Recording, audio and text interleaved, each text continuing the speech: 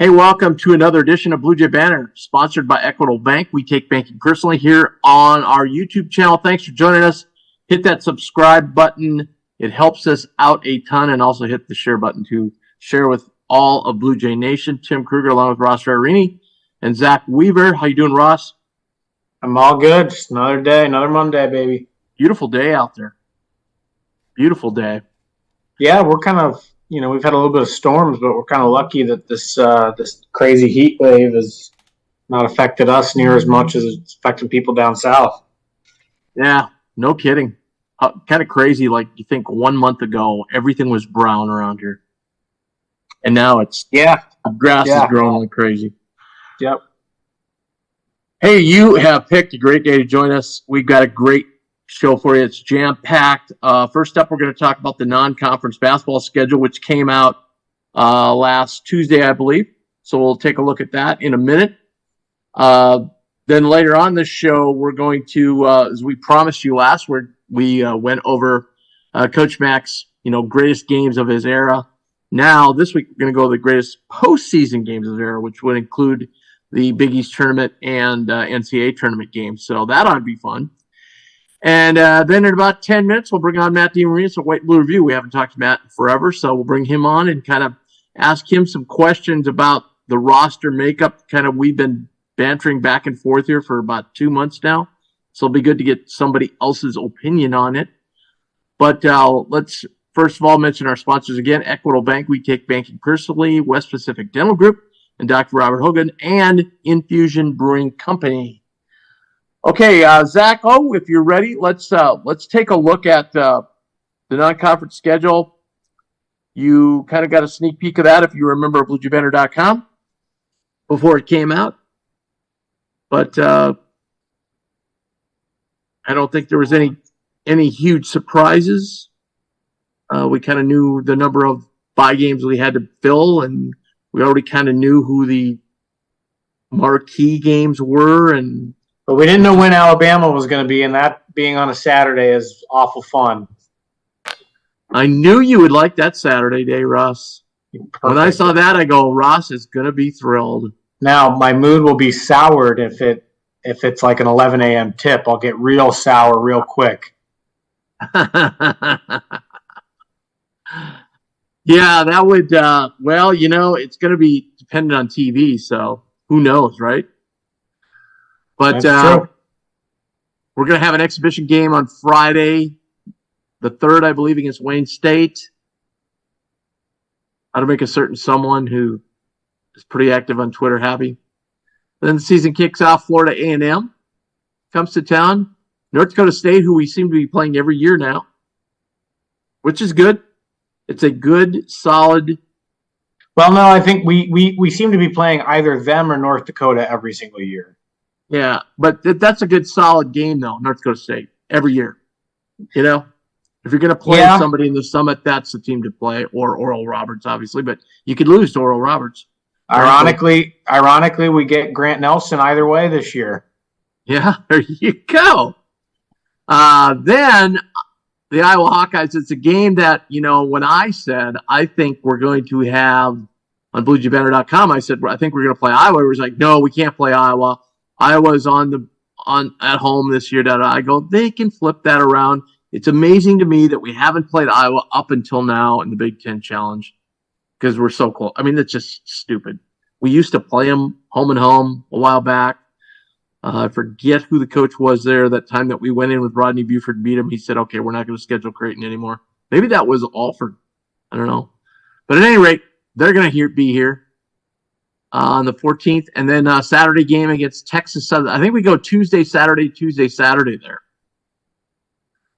Texas Southern, another, if you're going to play a bye game of a low mid-major, Texas Southern's a pretty worthy opponent. Consistently in that playing game every year. Then the Hall of Fame Classic, which we've talked a lot about. Quite the honor of teams in that, baby. I don't even know who we would. I guess I would want to. Not a super strong field. I guess I would want to have Colorado State and Boston College on one side, I guess. I think Colorado State will be a little bit better. They're kind of their main guy last year was hurt quite a bit, and that they were a little bit inconsistent because of that, but he's back and healthy. Isaiah Stevens is his name. So I would imagine that staff has done a good job there. I would imagine that they're not going to be very down again. Yeah, and they will want to have, I think, one of those two face Creighton in the final. You know what I mean? So I think they'll probably put them on the other side of the bracket. Then we get a nice stretch of games that I really like. We go on the road at Oklahoma State. Gosh, I don't know. I know we played Oklahoma State here back when Eddie Sutton was coaching, but I don't know if we've been down there forever. So go to Iba Arena. That'll be great. Yep, homecoming game for Trey. Yeah, absolutely. And then we will go on the road at Nebraska. Another Sunday game. I don't understand it. We should always be playing them on a Saturday, just like Marquette and Wisconsin always play on a Saturday. It doesn't make sense to me, but that seems to be a running theme. That's Big Ten related, though, because they got football. Yeah, but we played them on a Saturday the year that COVID canceled everything, and we blasted them. Remember? That was a Saturday game. Maybe it might have been Saturday night, though. Was that a Saturday night game? It was a Saturday day game, but maybe it might have been the weekend after the Big Ten championship game. Yeah. So maybe that's why. I don't even know if they have any games that day. It's just that they usually kind of block that out because they've got a lot of coverage of the Big Ten championship game, I should say. Central Michigan, there's a team we haven't played in forever. When's the last time we played them, Ross? When's the last time we played them, Ross? Quiz. I mean, they probably want me to say the game that we got upset in the NCAA tournament, Corver's senior year. Yeah, that was it. We could have played Duke the next night or 2 nights later. Then odd scheduling here. We play UNLV out in Henderson at a new arena out there. So it's a neutral site game, so to speak, but it's a middle of the week game, and it's only one game, so I just wonder how many people will really travel. Last year Creighton had a nice contingent at the Vegas games. And then the game Ross is looking forward to, Saturday, Alabama. And then we'll go right after that, we'll go right into Big East play. And the question again there, of course, is whether or not we'll play that Christmas game. Yeah. It's interesting. Everybody, last year's non-conference schedule was probably the hardest one we've ever played. And so everyone's like, man, we need to take a step back this next year, maybe not play as hard of a conference schedule or non-conference schedule. And, quite honestly, looking at it, it's really not very easy, to be quite honest. Not a whole lot different, is it? I mean, obviously Alabama's they're not going to be as good as they were last year's the best, certainly the best regular season they've ever had. So they're not going to be, they lose some studs. They're not going to be near as good, but they'll probably be good. Iowa will be fine. Oklahoma State will be good-ish. Depends on those teams in the Hall of Fame Classic. I just talked about Colorado State. Nebraska should be okay. UNLV, Central Michigan's a good mid-major. The only one in there that you're like, man, this is a total dud is Florida A&M. I guess Texas Southern I would expect to, be favored by double digits and win pretty handily, but they're not, Texas Southern at that level is certainly not a pushover program. Yeah, we were top end heavy with Arizona, Arkansas, and Texas. Okay. Mm-hmm. All right. So you're going to be hard pressed to match that any year. And Texas Tech, who ended up, they struggled. They had a struggle. But if you look at that, they were probably comparable to Oklahoma State on this schedule. I would argue Oklahoma State will be better than Texas Tech was last year. So I think that's an upgrade there. Alabama, as you said, not as good as last year, but certainly, man, they bring a lot of athletes, so that'll be an interesting game. And then the Iowa game, obviously, will be fun. That'll be fun. That place will be packed, even though it's a Tuesday, so that'd be great.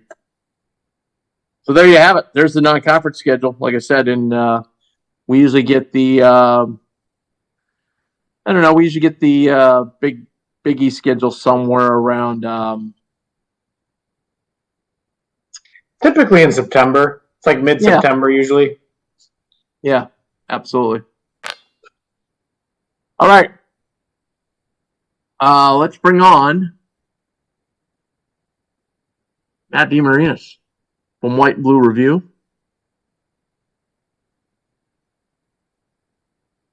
How you doing, Matt? Guys, how are you? Good to talk to you. Good to talk to you. If we can ever get you on camera, it'd be great. You broke it, Tim. You shut me off, and now you can't fix it. No, see, that was the thing. There you are. What's up? What's up, Ross? Hey, how are you? What do you think? What do you think of the schedule? Yeah, I was just listening to you guys a little bit there. I agree with the most of it. I think it's definitely not as difficult as last year's, but I don't think it's one of the easier ones that Creighton has put together either. Because I think North Dakota State's had some NCAA tournament teams the last few years. They had a really good team in 2020 that you could argue was maybe a trendy upset pick before the tournament got canceled because they were on a roll. So they always have some solid squads, and obviously there's a connection there with Mac and their coach. So that'll be a fun game, kind of a little tune-up. Iowa's Iowa. It'll be fun to watch Fran's antics up close. Normally I just see those on TV and shake my head at them, but now we'll get to see them in the arena. Texas Southern's obviously really salty every year. They're always in the tournament. Definitely not a pushover. They're kind of a giant killer every year. They usually get somebody that makes you go, ooh. So that won't be a cakewalk. I know the Hall of Fame Classic in Kansas City doesn't excite a lot of people. Maybe that's just because Maui was so eye-popping last year that I think it has a natural like disappointment level to it because it's not the marquee names that were in Maui last year. But I do think I don't think Colorado State's always been good. They handled Creighton decisively in an MTE a couple of years ago. So I expect them to be a really good squad. Obviously Loyola's got the recent history, and Boston College is under the new coaching staff. I think this is year 3 for that new staff, right? So, you would think this is kind of an uptick year for them based on that trajectory. And then Nebraska's Nebraska. Bama had a good year. I think UNLV is probably going to be a really good game when it's all said and done. I know it was like kind of a late addition, but Lon Kruger's kid is in year 3 there. They added brothers from Oklahoma State, Caleb and Keelan Boone, I think, and I think they got a guy from Oklahoma who was 10-5, 10-6 his last 2 years at Oklahoma. So there's a lot of experience there, a lot of high major experience on that roster. So I think that'll be a tough game, a sneaky tough game. And then Oklahoma State on the road, little reunion with Coach Wrench. He's kind of the lead assistant there now. I think that'll be a tough out because that place is, got the history to it, and Oklahoma State's always a salty team in that building. So it's a tough schedule. It's not an easy schedule. I think it was always going to look at, when you compare the two from last year to this year, it was always going to kind of be the little brother, but it's going to be one that packs a punch, certainly one that helps build an NCAA tournament resume too. Well, the more I think about it, that UNLV game, is that trap game all over it? I mean, you got Nebraska the game before, Alabama the game after. Central Michigan's in between there, but Central Michigan's in between. You're right. Yeah. Still, you're looking ahead. You're looking ahead to Saturday in Alabama. Mm-hmm. You're going to Vegas. It's going to be a predominant, Vegas crowd. So yeah, it'll be interesting. I'm curious to see if I know Creighton fans will be in Lincoln. That's not really a thing, but or a concern, I guess. But I'm curious, which the fan base chooses to kind of make their home away from home. Because there's usually always one game where Creighton fans just surprisingly take over an arena that isn't in Omaha, and you're kind of wondering which one that is. So obviously, Kansas City is probably the favorite right now. But it's on Thanksgiving, so maybe not. Yeah, it's a bad. It's a bad, and it's not. It would be different if it was, let's say, Wednesday night, Thursday night, but it's 3:00 in the afternoon. I mean, it's just it's not a good time. You know what I mean? Like those old games, like I was saying before, those old games when we used to play at the Guardians Classic games. I think they were either Tuesday, Wednesday, or Monday, Wednesday. So, you could go down and drive back and forth if you wanted to. I think I did. So if I'm not, it makes me think either UNLV or Oklahoma State have a chance to kind of be the two top picks for a game that Creighton fans just kind of. I just can't see Creighton fans go in the middle of the week to Vegas. That's the only thing. Really? I feel like Vegas is pretty easy to get to, but yeah, maybe not. That Kansas City tournament last year, I believe it's the same Hall of Fame Classic. I thought they had San Francisco, Northern Iowa, and I can't remember who else was in it. And I remember those games were, you just talked about the weird times. I remember San Francisco played Northern Iowa, and there was nobody in the arena. It was like a 2 p.m. Wednesday before Thanksgiving. There was nobody there. Well, we should be fair to mention. Nebraska played someone there recently, I thought, in that tournament. Yeah, I think so. And it was like, it was a weird situation. Should be fair to mention. Should be fair to mention though that Missouri backed out. They were scheduled to be in this tournament, so that would have made it a whole lot better. Oh, sure. That'd have been a big crowd. Plus Missouri's pretty good, so that would have been a great tournament then. Mm-hmm. All right, Matt. So we've talked a lot about this new roster. So we'd like to get your thoughts. So I'm just going to throw some statements out there. They may be mine. They might not be mine. Some hot takes. Okay. Yeah. But first of all, Ashworth will be as good, if not better, than R2. I've already gotten this one on Twitter too. Interesting. So will be is more of a projection as opposed to is already. That's the one I keep combating right now because that's kind of disrespectful. But well, we don't know. He definitely fits. He definitely fits Creighton's style. Maybe better from a skill set standpoint because he is just a dead eye shooter. You know what I mean? So he has more of an innate threat in pick and rolls, especially at the top of the key to make teams. I think what it might open up is more ability for Kalkbrenner to kind of get some easy ones at the rim because they're gonna respect Ashworth's jump shot more than Nembhard's. That's just going to be natural. Like everybody went under on Nembhard. Sure. His good 3-point shooting games came when, he just got on a heater and no one was really respecting the jump shot.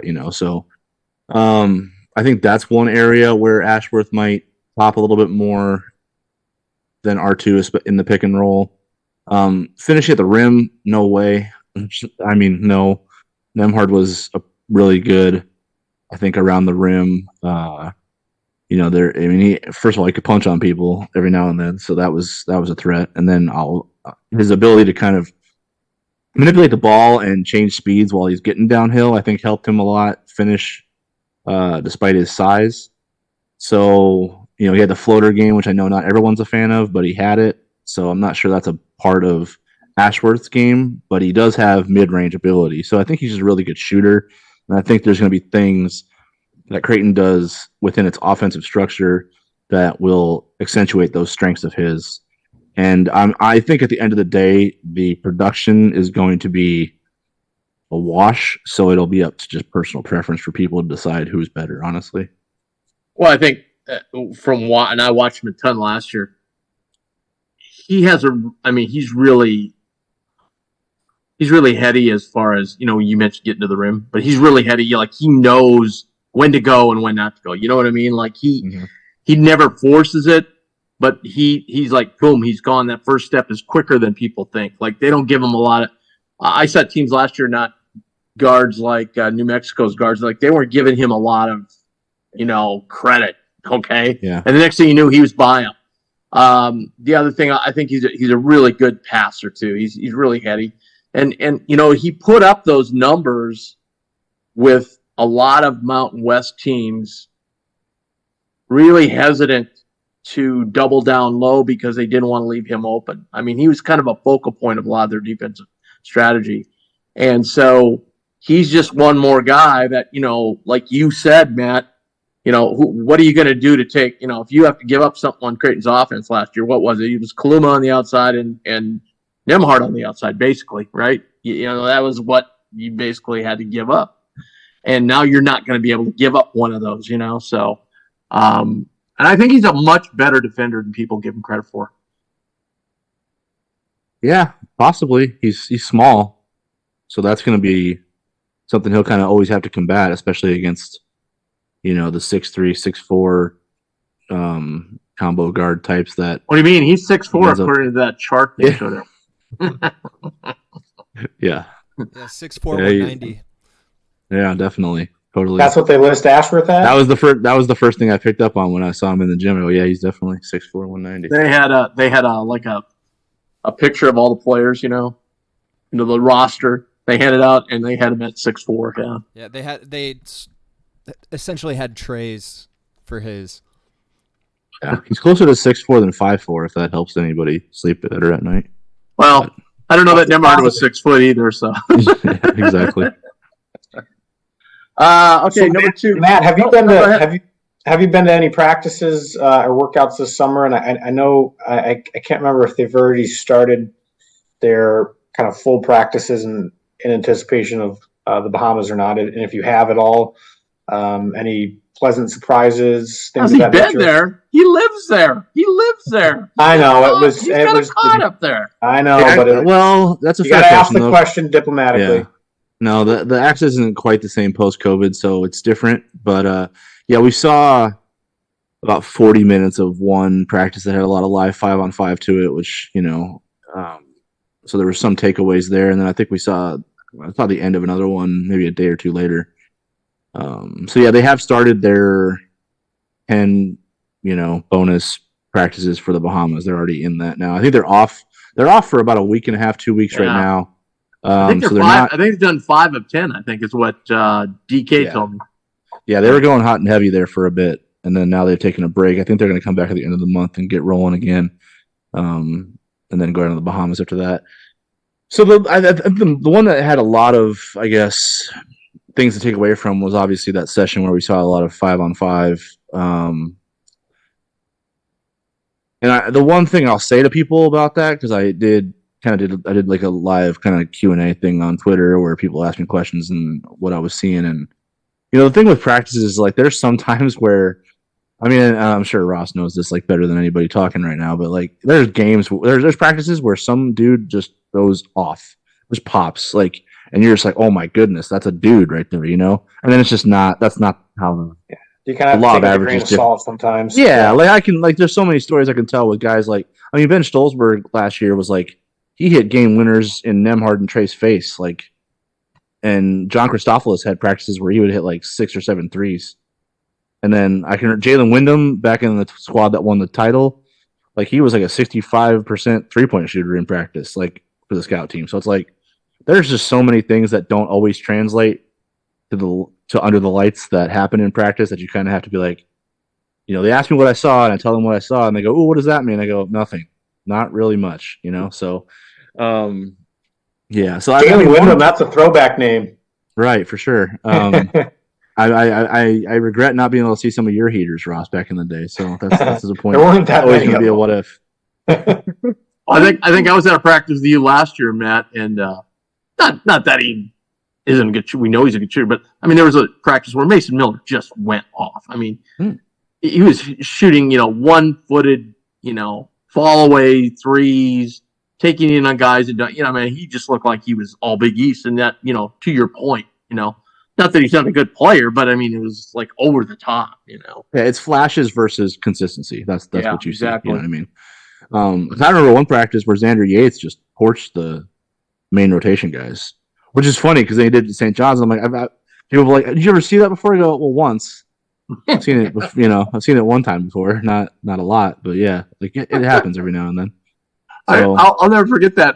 I got home that night and I was like, I grabbed my wife and I said, "Hey, come here. You got to watch this last 2 minutes of the game." yeah, it was legendary. He goes, "Why?" And I go, "Just watch."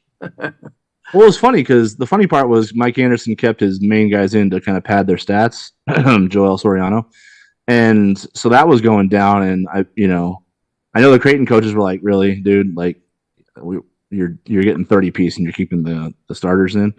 So Xander lighting them up was kind of funny to everybody because it was like, yeah, that's what you thought you were going to get off on the scout team, and they just cooked you anyway. So yeah, let's go. Let's go on the that floor. probably didn't answer your question. I rambled too much there. Let's go. let's go to a different position. And I know, again, like you mentioned, small sample size, and it is practice. But Trout or Miller? Miller. Why? Experience. Skill sets are kind of a wash. I think Trout obviously is more physical. That's probably not even a question. But Mason's got more in-game experience. This is his third year in the program now. He has fewer questions and more answers than Trout will have.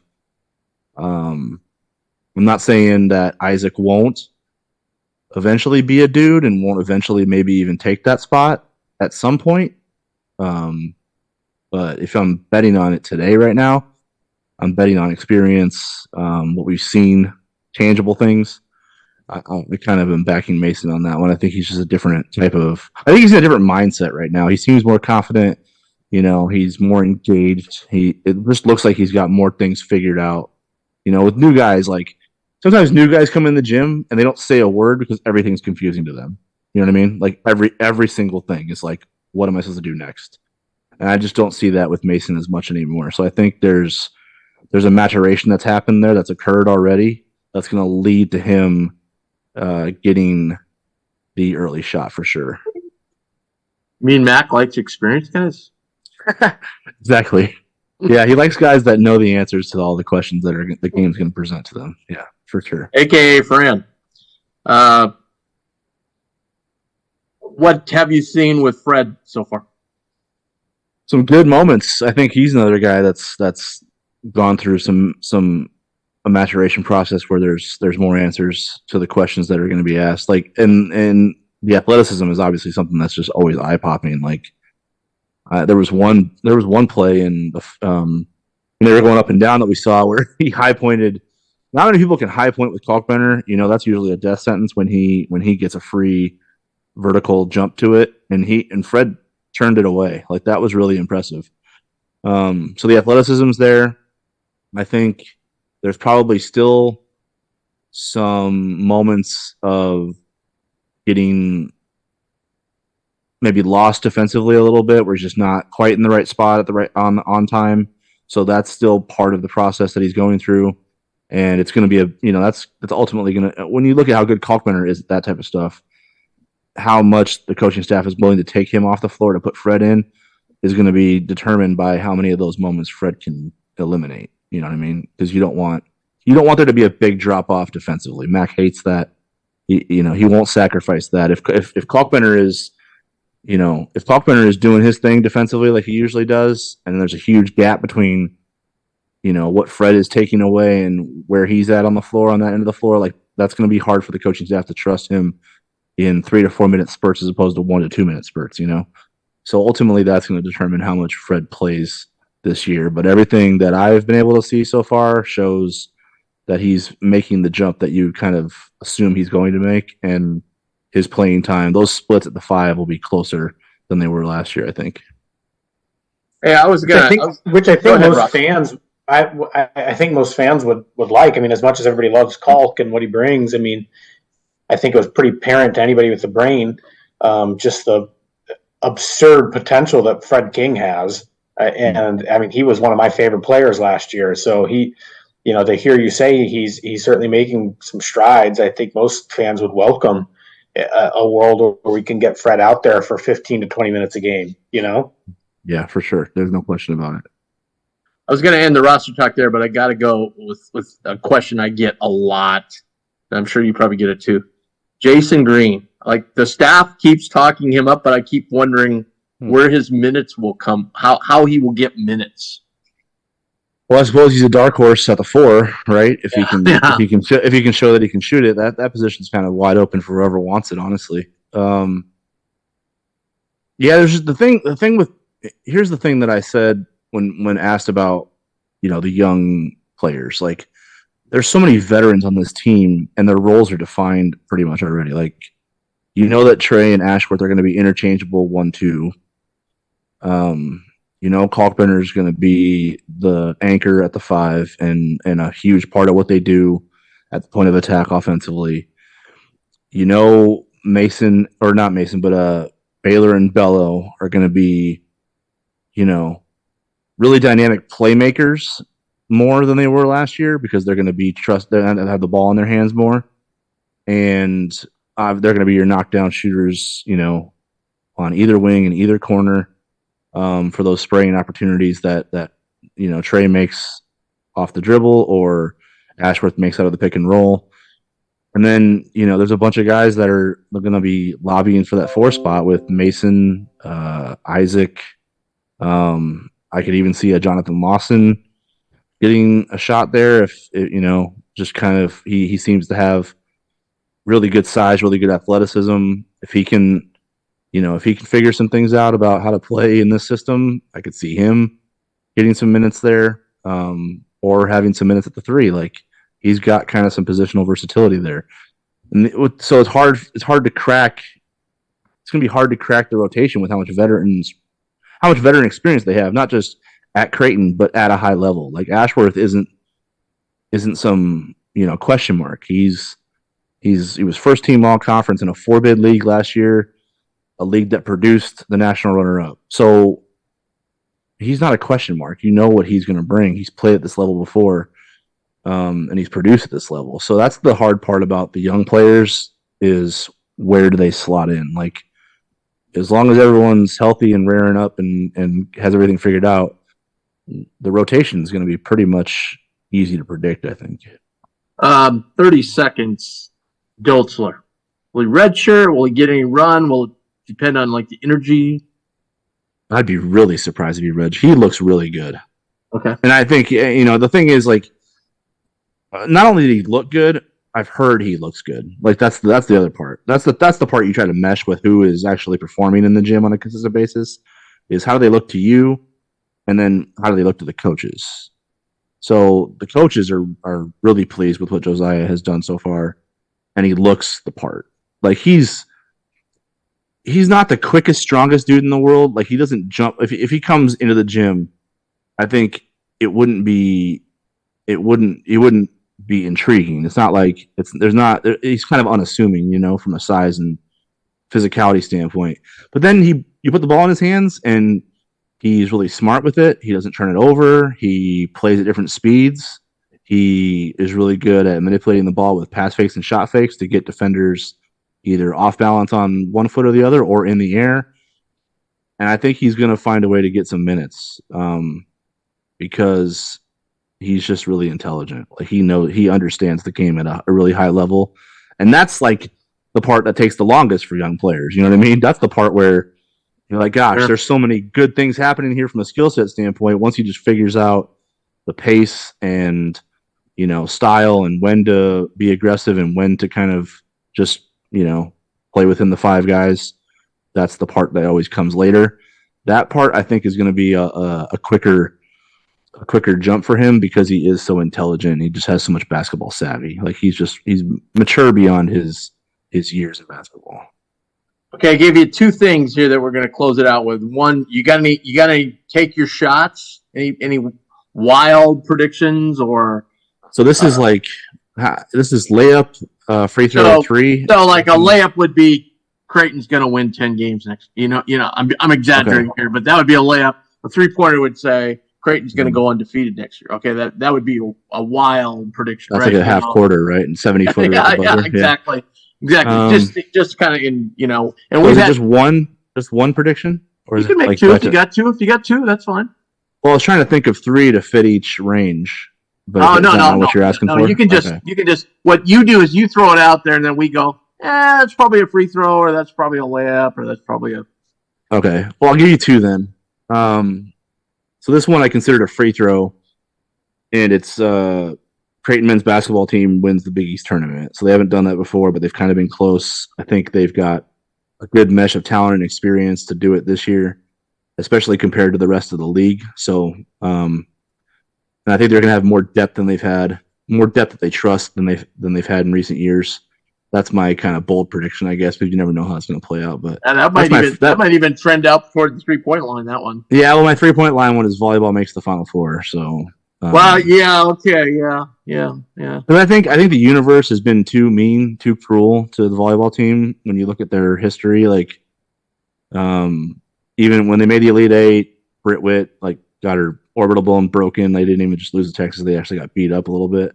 Then they hosted twice, but didn't make it out of their brackets. Then they go to Minnesota, and they were literally 2 inches away from knocking off the Gophers and getting to the Sweet 16 out of Minneapolis, which would have been crazy. And then the last 2 years, Jayla Zimmerman tears her ACL in the first round, which is just insane. And then Kendra Waite had the concussion from the Big East championship game or championship match. She couldn't play against Auburn. So it's they've lost 2 key cogs to injury at the very, very end point of the year. And then they've had some kind of cruel results. So I think the universe owes them another deep one. And I think that's my 30-foot chucker is that they'll make the Final Four. All right. Very good. Very good.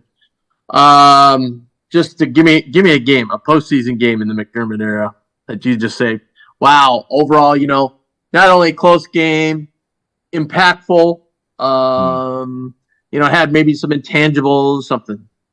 Okay. And one that just sticks out at you. How many have you guys done so far?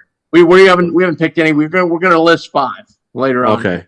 So the one that I tried to go a little bit outside the box on this one because I figured everyone's gonna have the ones you all know. Mine is Davidson from the 2011 CBI. Was it right? Was it a CBI or CIT? I can't remember. I think it was CBI. So the Davidson game, Ross actually played in this game. I think he got 12, 15 seconds at the end, Victor Cigar mode. That was a crazy offensive game. Yeah, insane. How you even remember something like that, Matt, is okay. So here's my logic. Me. Yeah, here's my logic. So my logic is, it was close. It was a really entertaining, high-paced, close game, like a shootout, right?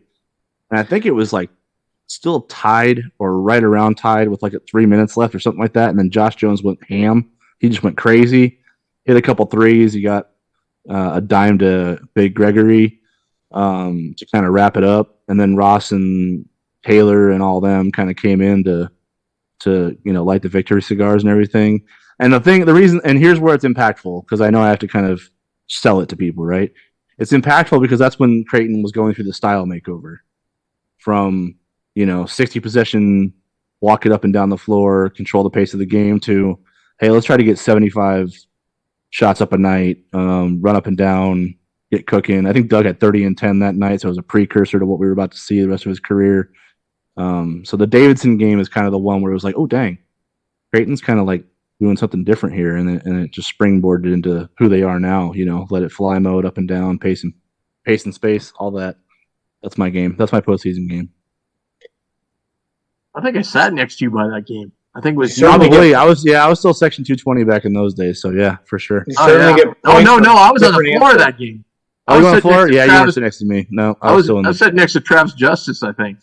No, I was still in the. But you got to admit, it was fun to watch. But you got to admit, that defense was really bad that night. Davidson's defense was terrible. Yeah, but it was so entertaining. Ross, that was a fun game to play in, right? It looked like they'd never seen a pick and roll before. It's just the CBI was fun looking back on it. Yeah. That was this. The next game was UCF, and everyone was trying to. I'm a big Jordan fan, right? Hence the wall. Everyone was trying to look around and see who is Jordan, if MJ was in the building, and then there was that point guard that was talking a lot of trash to the student section. So that was fun. Yeah. Oh no! And then Oregon comes in after that. Dana's first year with the Ducks, and that was awesome.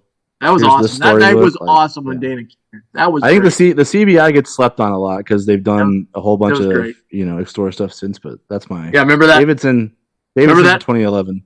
Remember that? Oh no! I saw Michael down in the old market. Oh, there were so many. Oh my God, so many. It was he's over in this section over here, sitting with these dudes, and it's it happened. It was going on all game long. Crazy. It's crazy. Hey Matt, thanks for joining us. Appreciate it. Have a great rest of the summer. Thanks for having me, guys. You can come over to the Blue Jay Banner Golf Tournament and play. Dude, that's $90. How I can't afford that for golf. You kidding me? The cheapest. Is it cheapest scramble for the value for what you get? Okay. In the Metro. Okay, I think I still have the putter I won from 10 years ago. So there you go. Decent. All right, man. Thanks. You bet. Thanks, Matt. It's Matt DeMarinis from White Blue Review. What we want to do too before we get into our greatest games, I want to mention something about Jackson McAndrew. He narrowed it down to 4 teams. So if you remember Blue Jay Banner .com, you would have known this already. his teams because we had a little inside info from our recruiting expert, Jeremy Howard. But the usual suspects, shall we say, Notre Dame, Xavier, Creighton, and who's the fourth one? Who am I missing? Yes, Wisconsin. Wisconsin, yes. Well, obviously he's from Wisconsin. No, he's from Minnesota, isn't he? He's from Minnesota, from Izetta. That's right. Yeah, we talked to him last year. He was here for the Midnight Madness, whatever you want to call Creighton's thing, Blue Jay Bash, whatever you want to call it. Yeah, he's 6'9". He must have grown some because I didn't think he was 6'9" last year when I stood next to him. But man, that's a big dude who can shoot it. I was talking to one of the Creighton coaches this week, and I said, well, when I talked to him last year, first thing that stuck out to me was how confident he was, bordering on cocky. And the coach said to me, well, he should be the way he shoots it. So they were down at the Peach Jam. He was down there, so they were watching him down there. So, all right, who wants to go first here? These are the, again, let me set the stage here. So these are the I had to laugh there, Ross, because remember we were talking about that last week. Who would pick the CBI or NIT? And then DeMarinis comes up with that game. Crazy. These are not necessarily the greatest game. The fact that Creighton won by the most points it was just impactful. The situation, that was what we used, kind of the criteria for the regular season games, right? I mean, we had so many. These obviously are all very impactful. They're NCAA or Big East tournament games. So that kind of gets thrown out the window. Obviously, they're impactful. But just, I think what I looked at, too, was the situation coming into the game, maybe what had happened during the season, all the different things. Who wants to go first? Zach, start us off again. I could take a swing at it. All right. Number 5, I have the game against Alabama in the NCAA tournament. Which was Creighton's first NCAA tournament win in 10 years. Oh, that's a good stat there. It was Coach Mack's first NCAA tournament win at Creighton. It was an ugly game, but I think 59-58, Josh Jones arguably fouled a shooter on the last play. But, I think, this is the first NCAA tournament with Doug and Coach Mack, and they won the game, so that was my number 5. Number 4, I have Providence in the Big East tournament last season, or 2022. After Nem. 2022, yep. Yep, 2022. Yep.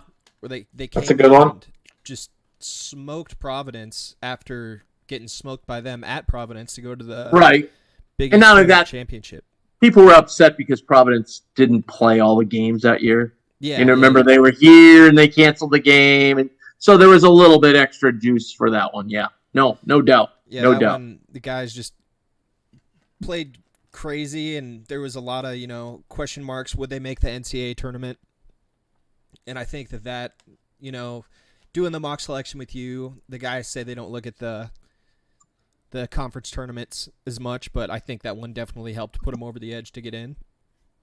Yep.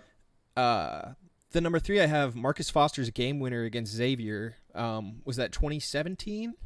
I want to say 2017, exactly. Just again, you had an injured point guard. Things were kind of trending downwards, and then you have Xavier. JP McCure is going insane the entire game, and Marcus Foster comes down and takes one of those shots that scares you until it goes in. And just drills it, and then J.P. McCurry comes down after not missing a shot for what seemed like the entire second half, and comes up short on a 3 at the buzzer, so that's my number 3. Number 2, I have Ohio for the first Sweet 16. Just for the sake of that's the first Sweet 16 right in program history. And getting there, UCSB was the tougher game. Sure. They had, was it Jordan McLaughlin? Was that the guard's name?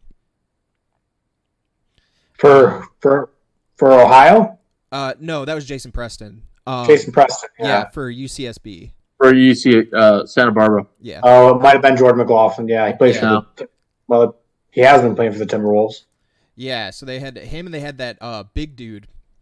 They No. but They missed the layup. Let's face it, they missed the layup at the end. Yeah, they did. Then easy number one for me was Baylor this season. Oh, really? Well, I have it over Ohio simply because Ohio and Princeton. I guess Princeton would be my honorable mention. But the reason I have Baylor so high is, fans of a certain team wanted to say that Creighton's Sweet 16 in 2021, perhaps, it was COVID, stadiums were empty, they played a 12 seed to get in, or was it a 13 seed? 13 seed to get into the Sweet 16. But then there's no denying they came out and that Baylor game was in hand the entire time to go to the Sweet 16. So yeah, I'm not denying you had it in there. I just that high, and I was just surprised me. Yeah, that one for me, it was just kind of what are you going to say now? They Good list. went in there, they handled their business, and eventually made it to the Elite Eight that season. I actually totally forgot about the Princeton game while I was making this list, but that would be 5 or 6 honorable mention. Good list. Good list. I'll go. All right. First, I want to get to my honorable mentions. I've got Duke in here just because what ruined this Duke game to me was late on Sunday night after you'd watched 4 days of basketball. Like, it had been a 6 o'clock Saturday night game. I think it would have been better for our image across the country.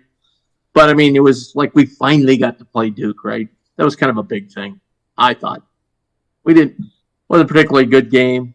Was it kind of a boring game, but that was there. So Echenike had a pretty nasty dunk in the late in the game. I can honestly say, Plumlee was their center. I can honestly say they were shocked by how good Echenike. I don't think they took him seriously. They took Raggi seriously. They were like, he's not shooting. He just ain't gonna shoot. They bottled him up big time. But man, Echenike had his way in there. Yep. Had to throw this one in there because it was just such a great game, and it probably shouldn't have been. And we kind of they were a really good team, but it was I think it was it 1 overtime or 2 overtimes against Illinois State in the MVC final? 2013, 2012. 2012. That was my senior year. Yeah. It was just the one. That's a game Doug came over. It was close game. Timeout. He comes over to press row, looks at us and goes, "We ain't losing this game." Just looks at all the press and goes, "We ain't losing this game." I mean, that's what a great player does right there. And then Sneaky was kind of a rock fight game, but it was 21 when we beat UConn before we played Georgetown and got blown out. That was a great game. It was a great game. That was like one of UConn's first years in the Big East, and it was kind of good to beat them, because it was their first year with James. Yeah, and they thought they'd own the Garden, and it was kind of cool to beat them. All right, now I'll get number 5. I have the Ohio game just because that was our first Sweet 16. It wasn't a particularly memorable game. We kind of had our way, but number 4, yes, Providence, just because it was fun to beat their doors off. After all the things that have gone on. Number 3, and I could have actually put this one higher, was the 2013 Wichita State game in the Valley Tournament. That was a classic basketball game. Good one. It was right down to the wire. We had beat Wichita pretty handily at home. We kind of thought it might be Doug's last game. And then we came in there, and it was just a battle. And if you remember, Jahan's going to the left. Everybody's like, no, he's not going to miss another. He lays it up over the guy's hand. It was a beautiful layup. It was like, oh, my God, Jahan's did it. Missed that game because I was on a plane to Cancun. Oh, well, not bad. That was a game. Who was their guard, Ross? Do you remember? He was like an second team like the second pick all conference.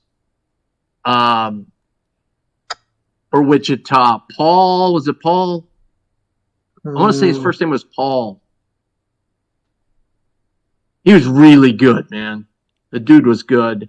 My mind immediately went to Clay Anthony early, but that's obviously not it. Mine went to Ron Baker. No. Anyway, he was a guy that Creighton recruited, and he went to Wichita. So the game is over that night, and we're in the establishment, and my son, goes up to him and starts talking to him.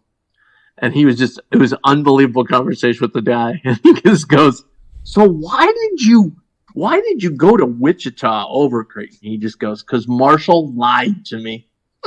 It's like, it was so great. Number 2, Xavier game. I'm sorry, that was just, and the thing was, I wasn't there. Ross, I don't think you were there either. Were you? 17? I was there. Were you? Yep. Like somebody, I went back and looked at an old recap of the game, and they said the whole arena was standing for the last minute because it was just back and forth and back and forth. And if you saw that they had the camera of Gus and Jimmy Jackson, going, "Oh my God, he hit the 3," and they were like, "Oh my word!" And then Foster came down and hit the 3, and they were just going nuts. But I remember jumping off my couch, screaming, "That's why you get Marcus Foster right there. You put up with the questionable shots he shoots and everything like that. You put up with all that because that dude is gonna do that right there when the game's on the line. He's got no conscience. He's gonna take that shot and he's gonna make it." Number 1, I thought this was kind of to me, consensus number 1, San Diego State last year. When we were down to 5 guys and we came back down, what were we? Were we down 8 with a minute to go? I think it was 7 with a minute. It might even been 10. And we had a TV replay. Without that, we lost that game. It was correct, but without that, we lost that game. That was just, that was an unbelievable game. Those are my 5. I could have had so many more. I mean, Baylor was a good choice this year. Frankly, San Diego State this year, even though we lost, was a great game. I mean, it was to go to the Final Four. I mean, you can't have a better game. What do you got, Ross? So I'll give you, an honorable mention would be the, last Missouri Valley Conference title in 2013.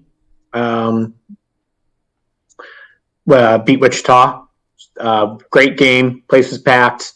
The nostalgia. I can't believe that was a decade ago. That's insane. But that's an honorable mention. T. Scott took his hand and just boom, pounded the table. The whole table shook. He was just like, T. Scott, my guy T. Scott. There's some other honorable mentions in there. We've kind of already chatted about them, though. There's not really any others that I have to add. Number 5, probably the biggest game in Creighton history was this past year, the Elite 8 game against San Diego State. It's got to be on there. Obviously, it's a heartbreaker, but it felt like the entire country was talking about that game. For everybody and their brother was talking about that game for a good week there. I blew that one. I should have had that in the top 5. I blew that one. So I put that in the top 5 just because, despite the fact that it was a loss, probably the biggest game in our program's history. Right. Number 4 for me, nostalgia. I was a member of the team at this point. In my warm-ups on the end of the bench, Alabama win in 2012, where Josh Jones, as Zach said, may or may not have fouled a jump shooter, but hey, they didn't call it, and on we went to the second round, and I got to play in a game against North Carolina. So that's kind of a bucket list item on my. There you go, Ross. Congratulations. On my list. You didn't hurt anybody, did you? No. I don't even think I touched the ball, to be quite frank. Good. I don't want anybody coming after you. Number 3, the Ohio win. Obviously weird because of COVID, but still I remember watching it at a packed Barrett's. Everybody was loving it. First Sweet 16 and kind of got us over the hump. And, if you've, seen what we've done since then, it's, the past few years here of Mac's tenure have been pretty remarkable. So then you just mentioned it, Tim, as your number 1. It's my number 2, the San Diego State win in 2022. What an unbelievable game that was. On that same plane, I would put honorable mention the Kansas game because For whatever reason, it kind of gets lost in the shuffle. That team with 5 guys, we had really no business winning that game. And then if you go back and you look at the roster of that Kansas team, and you're like, oh, there's Christian Braun. He was like the 7th man on the NBA champs this year. There's Ochai Obaji. There's Jalen Wilson. There's all these NBA guys. We had 5 guys, and we got the ball down 1 with about 40 seconds left. Yep. And we had a chance to win that game, and Trey turned it over, unfortunately, but I digress. So, anyways, that's on the honorable mention. And then number 1 was the Marcus Foster game winner, Big East tournament. Obviously, there's bigger games than that, but I was at the game. It was literally almost midnight on a Friday night in New York. It was like, we were, I think, 26, 27 years old at the time. It was, I mean, it doesn't get any better than that to walk. The entire place was screaming, going down the escalators at Madison Square Garden, screaming, "Let's go Jays." You get out, it's Friday night in Manhattan. It's almost midnight. The night is young still, if you've ever been to New York and done the nightlife there. So that was my number 1, because that was one of the most fun weekends, most fun nights of all time. So great, too, that it was like 2 Midwestern teams having that kind of an excitement for that game. That was, yeah. And then I'll never remember the next day playing Villanova in the title game, and the energy for that title game. They typically do the Big East title game. It's about 5 p.m. And it was just off the charts. It was so much fun. That weekend was so much fun. I'll tell you about the game 2 years ago. I called it with John, the Villanova Big East title game in 22. So the team that, played San Diego State and then Kansas. That game, the energy in the arena for that game was unbelievable. So, yeah, my love for the Big East tournament. So, how did the first half of the 2020 game in St. John's rank? That might be, that's in the bottom 5. That's for sure. That was the Jet Canfield game. Most stories, though, like you'll be sitting around 20 years from now telling stories about that, though. I mean, you know what I mean? Like more stories than you would about the Georgetown game, because it's just so great. All right, what a great list. What a great list. Hopefully we'll have like 1 and 2 this year will be the semifinal and the final in the national championship. That'd be fun. Okay? That would be great. All right. Would be fun. We want to thank Matt DeMarinis. We want to thank our sponsors, Equitable Bank. We take banking personally, West Pacific Dental Group, and Infusion Brewery. We will take next week off, and we will be back in 2 weeks. But before we go, Blue Jay Banner Golf Tournament, I got you all set up, Ross, so don't worry. We got you. We got you lined up for the golf tournament, so you're good to go. I know. Am I playing with you, or what's the deal? Well, yeah, either me or I'll check later. You'll like who you're playing with. Anyway, we still have like about 10 spots left. So here's what we're going to do. I'm going to put this out on Twitter. If you sign up this week, I will give you 4 free raffle tickets. Now you may say, big deal. You can win a $600 driver. You can win tons of stuff to Top Golf. You can win tons of other golf equipment. You can win tons of Creighton gear. You can win season tickets to all the Creighton sports. So it's not shabby. So sign up today. Go to BlueJayBanners/golf. You'll see the website. Sign up. Even if you don't have all your players, you can just sign up, put to be determined. Get signed up before all these spots go, because I got about 4 or 5 teams that I know are going to play, so they're going to go fast. So make sure and get signed up, all right? Blue Jay Banner Golf Tournament, August 19th, only, as DeMarinis said, only $90. The best value in town. I was out at Dodge last week. Oh, my God. I was on a par 3, Ross. There wasn't a ball mark on the green. I'm serious. I was like, holy cow. The general manager's like, hey, we take care of the golf course. Or that means they just got a ton of bad golfers coming through. But Ross, that's very mean. They always have great greens. Some of those par 3s do get banged up pretty good over there, but some of those par 3s, they've always had great greens, even if the ball mark, they slew them out. This green, I was like, oh my God, look at this green. I couldn't believe it. It was amazing. Course has been in great shape too. Yeah. So Perfect. and God, wait till you see, if you haven't really spent time there, where we're going to have the award ceremony and the dinner and everything inside. Oh, you're going to love it. You're going to love it. So check it all out. Blue Jay Banner Golf Tournament, $90, August 19th, 8 a.m. Go to bluejaybanner/golf. Always go to Blue Jay Banner. All your latest recruiting news, scheduling news, all that kind of good stuff. We will see you in 2 weeks. See you, gentlemen. Hit.